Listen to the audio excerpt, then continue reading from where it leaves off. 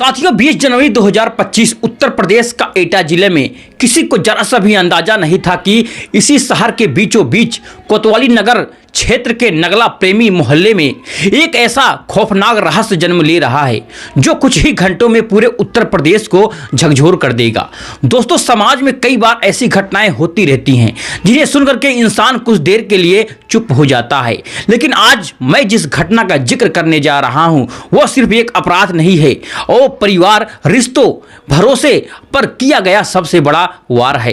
एक ऐसा घर जहां कुछ ही दिनों बाद शहनाइयां बजने वाली थी, जहां शादी की तारीख तय हो चुकी थी, जहां दादा और दादी अपने पोती की विदाई के सपने देख रहे थे, जहां मां अपनी बेटी के नए जीवन के लिए अरमान बुन रही थी। लेकिन उसी घर में कुछ ही घंटों के भीतर ऐसी खामोशी पसरी जिसने पूरे मोहल्ले की रूह कपा दी।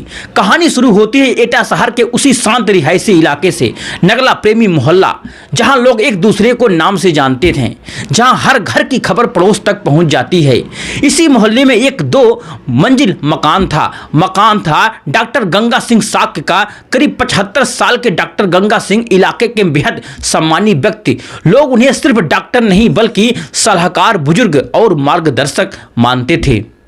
उनकी पत्नी थी श्यामा देवी, उम्र करीब 70 साल, सीधी सादी, धार्मिक, परिवार को जोड़ करके रखने वाली महिला। उनके बेटे कमला सिंह साक्य पेशे से साथियों दवा कारोबारी। शहर में उनका अपना मेडिकल स्टोर था। ईमानदार कमाई और सादा जीवन। कमला की पत्नी रत्ना देवी और उनके बच्चे, सब कुछ बिल्कुल सामान्य, बिल्कुल खुशहाल। खास बात यह थी कि इस घर में इन दिनों खुशियों का माहौल था।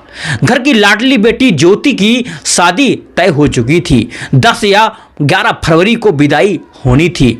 रिश्तेदारों का आना जाना, खरीदारी, शादी की बातें, पूरा घर उत्सव में डूबा हुआ था। लेकिन दोस्तों, किस्मत को शायद कुछ और ही मंजूर था। तारीख थी 19 जनवरी सोमवार। सुबह रोज की तरह हुई। कमल सिंह के दोनों बेटे अपने अपने काम और पढ़ाई के लिए निकल गए। कमल सिंह मेडिकल स्टोर चला रहे थे और घर पर बच्चे थे। सिर्फ 4 लोग, डॉक्टर गंगा सिंह, श्यामा देवी, बहू रत्ना देवी, पोती ज्योति। दोपहर करीब 1 बजे कमल सिंह रोज की तरह खाना खाने घर लौटे। बाद में पुलिस को उन्होंने बताया कि उस वक्त सब कुछ सामान्य था। कोई झगड़ा नहीं था, कोई तनाव नहीं था, कोई डर नहीं था। सब हंस बोल रहे थे।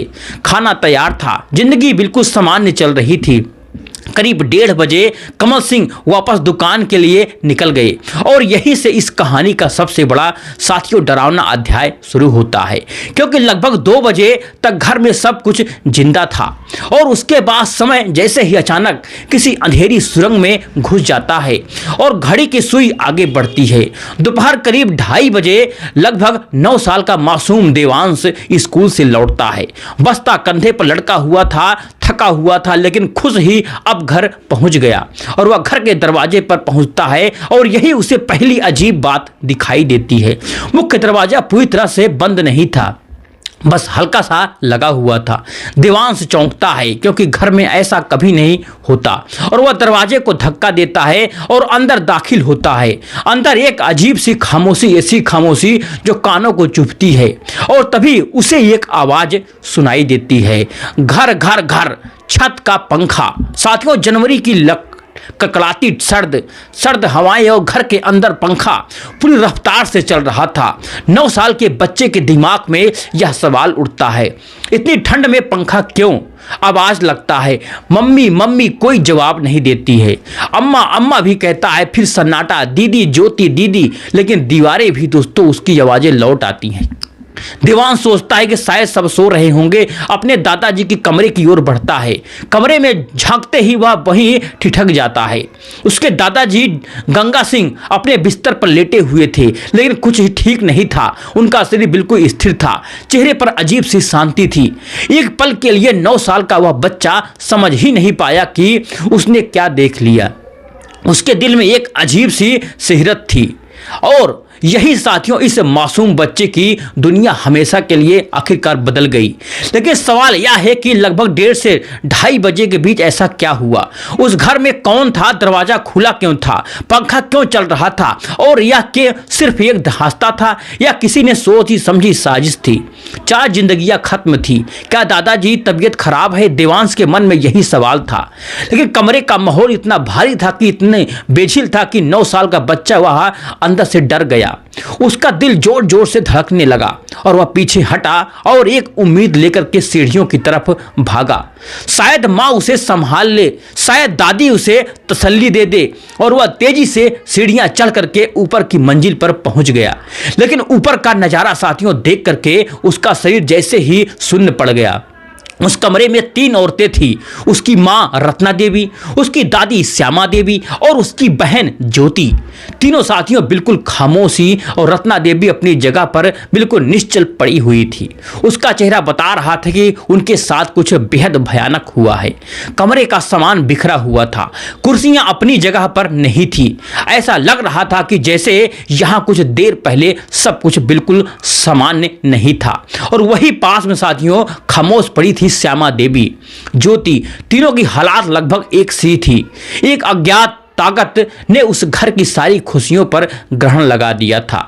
कमरा एक अजीब सी भारी महक से भरा हुआ था। सन्नाटा ऐसा जो सांसों को रोक दे। ऊपर चल रहा वह पंखा मानो जानबूझ करके चलाया गया था। क्या वह सिर्फ हवा के लिए, या फिर किसी से जानबूझकर घर के अंदर ही हर आवाज को बाहर जाने से रोकने के लिए उसे चलाया गया था? देवांश की आंखों के सामने उसका पूरा परिवार बिल्कुल टूट चुका था।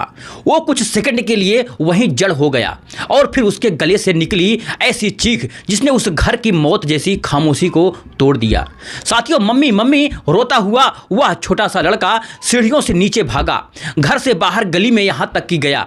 आंखों आंसुओं से भरी हुई थी, शरीर उसका कांप रहा था। गली में सन्नाटा था। वह बिल्कुल चिल्लाया, कोई है? मेरे घर में सबको क्या हो गया है? साथियों, तुरंत फिर डॉक्टर साहब के घर में कुछ बहुत ही आखिरकार बुरा हो गया है।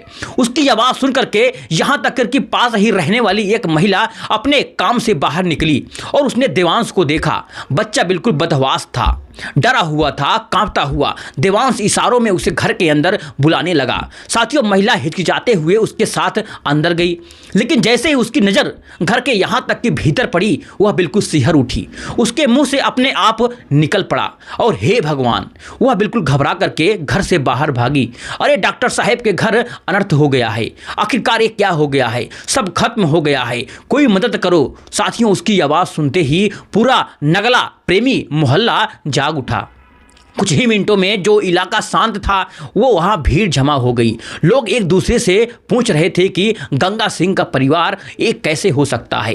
इतने अच्छे लोग थे, आखिरकार किसी से कोई दुश्मनी नहीं थी।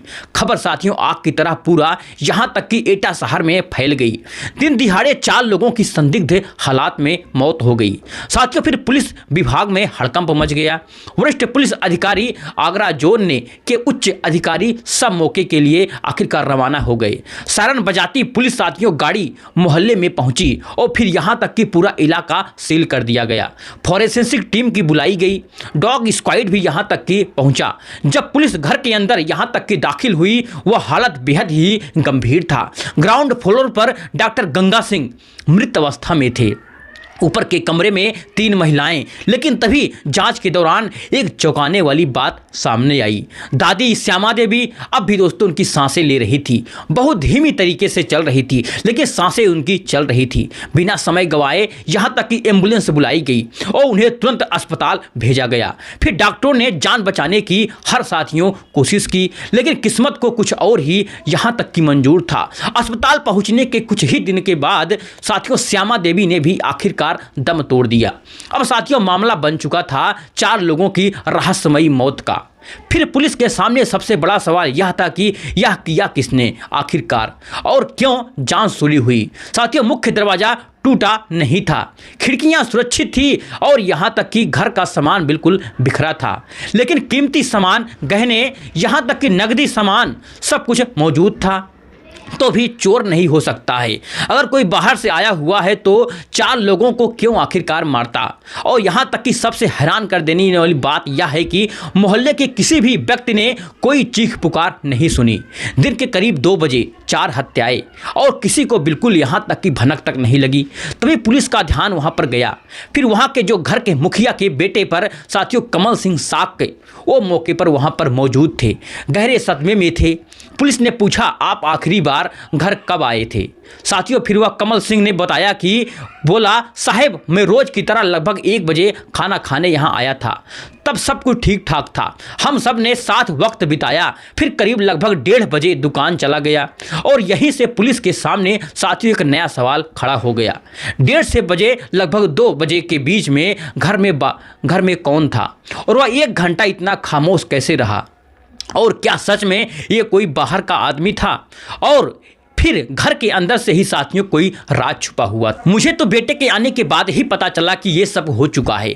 कमल सिंह के दोस्तों ये शब्द पुलिस के सिर्फ बयान नहीं थी बल्कि एक टाइम बम थी। पुलिस ने साथियों घड़ी देखी और समय का पूरा हिसाब लगाया।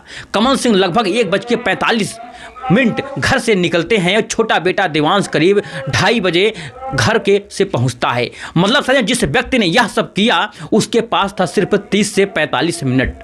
अब जरा सोचिए दोस्तों, इतने कम वक्त में कोई व्यक्ति घुसता है और 4 लोगों को निशाना बनाता है बिना किसी शोर के, बिना किसी देखे, और फिर ऐसे गायब हो जाता है जैसे कभी आया ही ना हो।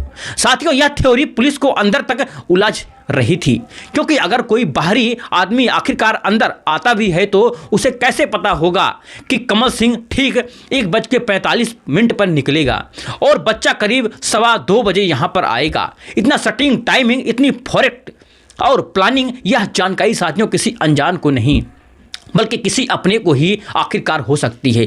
यही से साथियों पुलिस का शक और भी यहाँ तक कि गहरा हो गया। कहते हैं कि ना कानून की नज़र से कुछ भी नहीं छिपता है। अब साथियों पुलिस ने तकनीकी और वैज्ञानिक सबूतों पर ध्यान देना शुरू किया। घर के दरवाजे खुले थे, टूटे बिल्कुल नहीं थे। मतलब साथियों पीड़ितों ने दरवाज़ा खुद खोला था, यानी कि आने वाला शख्स परिचित था। शायद वह दोस्तों आया, सामान्य बात की, यहाँ तक कि बैठा और फिर एक एक करके सब कुछ खत्म कर दिया। लेकिन साथियों सवाल यह है कि मकसद आखिरकार उसका क्या था।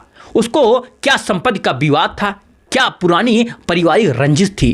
ज्योति की दोस्तों शादी से जुड़ा कोई राज था। 11 फरवरी को शादी होनी थी, तो फिर पूरे परिवार को क्यों आखिरकार खत्म किया गया।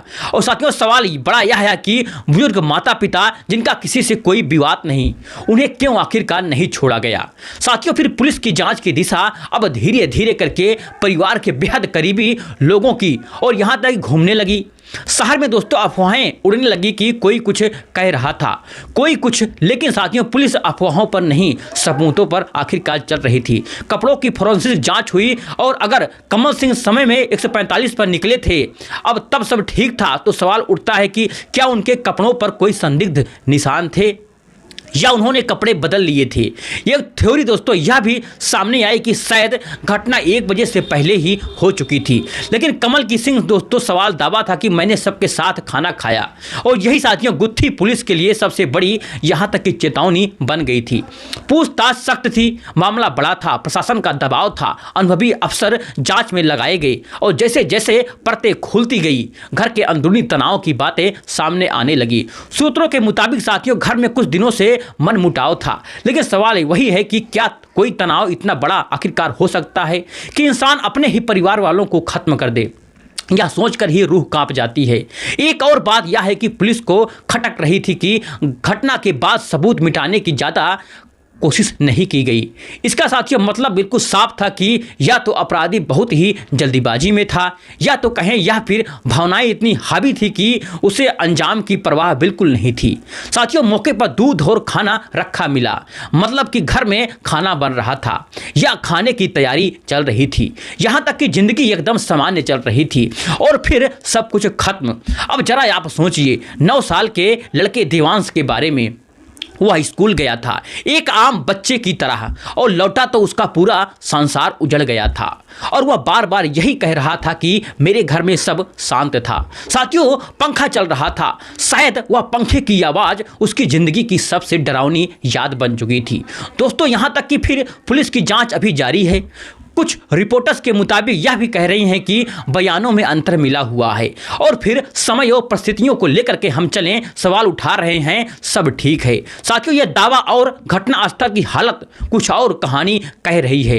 हालांकि जब तक पुलिस आधिकारिक निष्कर्ष नहीं देती है, किसी को यहाँ तक कि दोषी ठहराना गलत होगा। लेकिन साथियों, लेकिन हवा में एक सवाल तैर रहा है, क्या अपने ही अपने के लिए खतरा बन चुके हैं? आज के इस समाज में क्या इंसानी रिश्तों से ज्यादा कीमती कुछ और हो गया है इस समाज में? एटा का यह मामला एक चेतावनी है। दिन का साथियों उजाला, सुरक्षित मोहल्ला और 4 जिंदगियां चली गई। कभी कभी खतरा दोस्तों बाहर नहीं, हमारे आसपास ही मंडरा रहा होता है। अब साथियों, पुलिस वैज्ञानिक रिपोर्ट्स का इंतजार कर रही है। क्या इसमें एक ही व्यक्ति शामिल था या एक से ज्यादा? 4 लोगों को दोस्तों कंट्रोल करना बिल्कुल आसान नहीं था जब तक उन्हें साथियों धोखे में ना रखा गया हो। साथियों, ज्योति की वो डोली जो सजने वाली थी, अब वह दोस्तों एक खामोशी कहानी बन गई थी और वह घर जो खुशियों से यहाँ तक कि गुजरने वाला था कुछ ही दिनों में, अब सन्नाटे में डूबा हुआ था। जैसे साथियों इस केस की अंतिम खुलासा होगा, सच सामने आएगा, हम आपको जरूर बताएंगे।